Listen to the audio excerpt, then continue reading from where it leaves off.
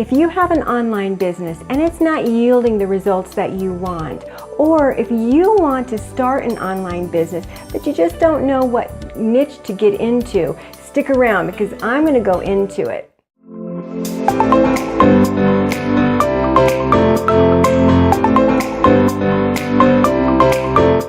Welcome to another episode of Fearless and Power Tube. I'm Sharon Koenig of fearlesspursuits.com, and this is the place to be to create a better version of you. I talk about mindset and all things online entrepreneurship. So if that sounds like something that you're into, consider subscribing now. All right. So if you've got an online business or you're thinking about having an online business, this video is for you. So we're going to talk about two different ways of creating a niche. So maybe you want a niche site or maybe an affiliate site or something like that. Then this video is for you. Or maybe you are a service-based business, a coach or something like that, and you're not getting the results that you want. So we're going to talk about both types of online businesses with regard to defining your niche, really nailing that niche down. So I want to share with you that I made a lot of mistakes in my business, that's for sure. When I first started, it seemed like I did everything wrong, which is really kind of strange when you think about it because I've been in business for 25 years. But entering the online business this time around, starting in, I believe it was 2014, things have really changed from the last time I did it, which was back in the 90s. It's a whole new ball of wax. And I soon discovered that I had to really bring my A game this time around. So I'm going to share with you a couple of things that I did wrong and what you can do to fix it if you're making the same mistake. So right off the bat, I'm not going to go into all of the things I did wrong in my business, but with regards to niche sites, for example, I didn't quite have it figured out. And I was picking the wrong type of niches for my niche sites, my affiliate sites. But also, you know that I'm an online business coach, and I didn't start off as that. I started off as a life coach. I'm certified by the Anthony Robbins Coaching Academy, so I just thought it was the perfect thing to do is to go into life coaching, right? Because I love self-improvement, right? And that was what I wanted to do. But I soon found out that being an online coach, it was crowded, full of lots of other people that are trying to do the same thing, and they're wondering why they're not really getting the results. So I've really realized that with both situations, the online niche sites and affiliate sites, as well as an online service provider, that I had it all wrong. Let's get into creating your niche for your niche site or your affiliate site first. So first things first, what you want to do with a niche site or affiliate site, you definitely want to create a mind map. So this works really great for anything that you want to create online.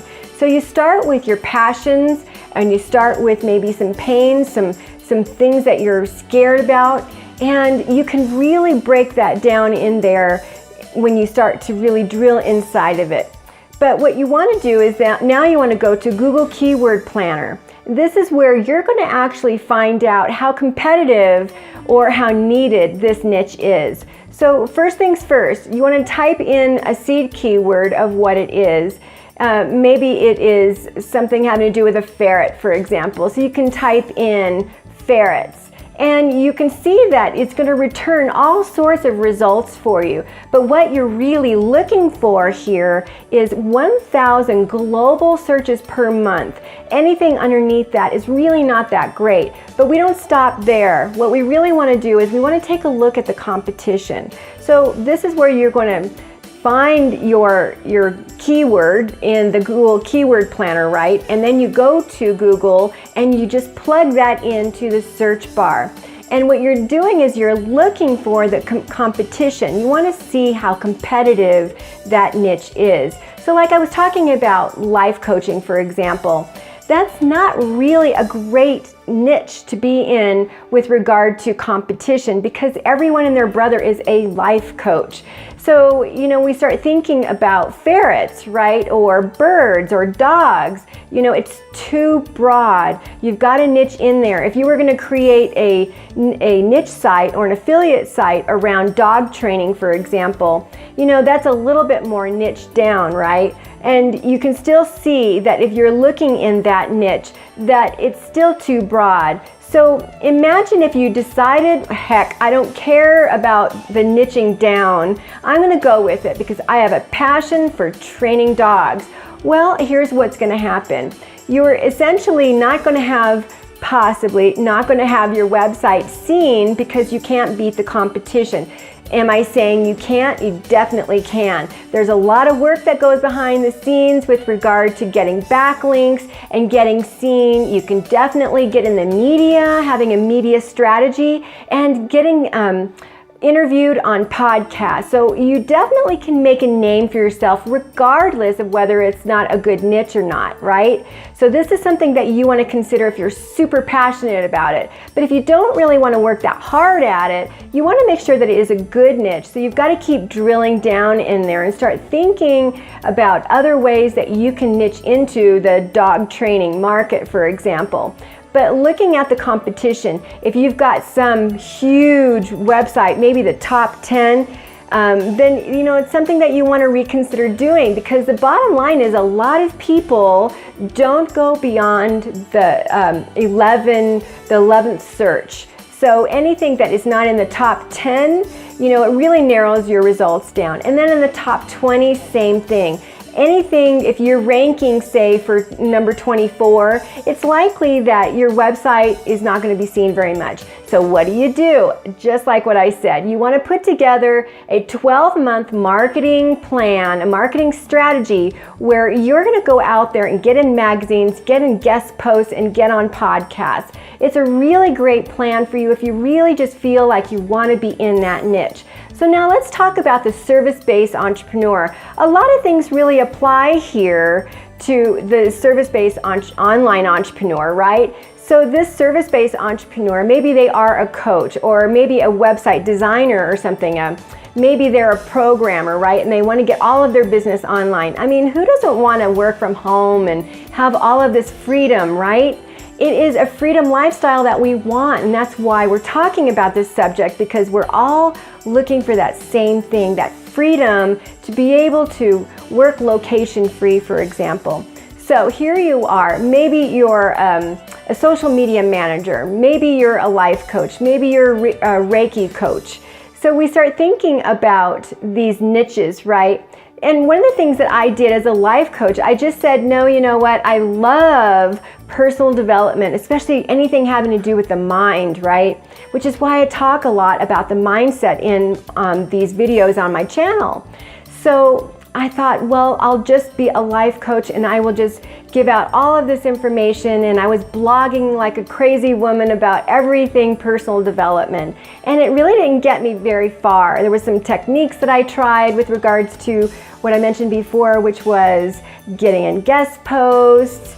And what else was I doing? Definitely getting interviewed and getting seen by a lot of people. So the thing about that is you can also blog every single day. That's another thing to bring the Google bots to the website, but it gets to be exhausting after a while, right? You can get people to guest post on your blog, for example, so that you always have that fresh content. Again, that's something that Google really loves. If you have a lot of fresh content, you're bringing the Google spiders to your blog, to your website, and that's a really good way to elevate your blog. But still, we have to deal with keywords. So if you are a service provider, you need to make sure that you are using the Google Keyword Planner so that you can write about what it is your ideal client wants to read about. So you have to do your research. You have to know what their pains are. You have to know what it is they want. What at the end of the day, what is the outcome that they want? So even though you're a service provider, a life coach, a web designer, you still have to know all of the pains that your client has. So let's talk about some of the ways that you've been taught, some of the things you've heard, and that is to create an avatar. So this is something that a lot of people are pushing back on. They don't want to create this avatar. So what we've heard is you've got to know her age, you've got to know if she's married or single, how many kids she has, if she has dogs or cats or birds, if she works, if what her hobbies are, is she overweight, is she skinny, you know, and then you want to give her a name. So this is what we were taught. And let me tell you, this is not what we're talking about here. So essentially, if you have your own online service provider type business, you want to start thinking about the passions that you have. Maybe start thinking about who you once were, maybe who you are now, or who you're going to be. This is a really great way for you to decide, if you haven't decided yet what you want to do, to go into that. So again, you can use a mind map. This is really a great way for you to brainstorm what it is you want to go into. So let's say that you're a life coach and you don't want to niche down, but you know you need to.